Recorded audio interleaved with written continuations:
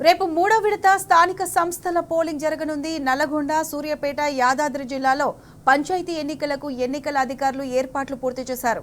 నల్లగొండ జిల్లాలో సూర్యాపేట జిల్లాలో 124 పంచాయతీలు, యాదాద్రి జిల్లాలో 114 పంచాయతీలకు ఎన్నిక నిర్వహించనున్నారు. మండలాల వారీగా ఎన్నికల సామాగ్రి డిస్ట్రిబ్యూషన్ కేంద్రాలను ఏర్పాటు చేసి ఎన్నికల సిబ్బందికి సామాగ్రిని అందజేశారు.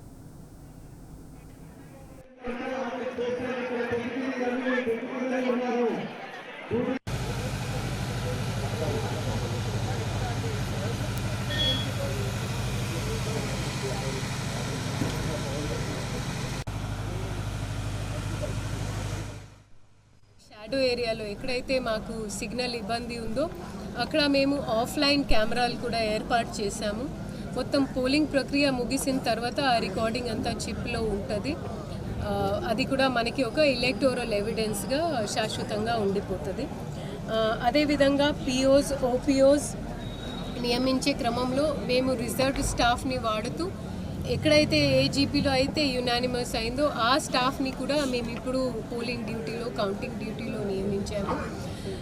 ఆర్డీఓ గారి రిక్వెస్ట్ మేరకు మేము ఒక 40 మంది హెచ్ఓడీస్ని మేము జాయింట్ కలెక్టర్ గారు ఈరోజు ఒకసారి డిసైడ్ చేస్తూ రెవెన్యూ నుంచి deputy collector, special deputy collectors, ఇతర సబ్ డివిజన్ నుంచి ఆర్డీఓస్ని కూడా ఇక్కడ నియమిస్తాము. ఎటు పరిస్థితిలో మేము కౌంటింగ్లో జాప్యం లేకుండా పోలింగ్ సక్రమంగా నిర్వహించే క్రమంలో మేము కట్టుబడి ఉన్నాము. దీంట్లో మాకు ఓటర్లు, అభ్యర్థులు, పొలిటికల్ పార్టీలు, కార్యకర్తలు వాళ్ళ సపోర్ట్ మాకు మోస్ట్ ఇంపార్టెంట్ అండి.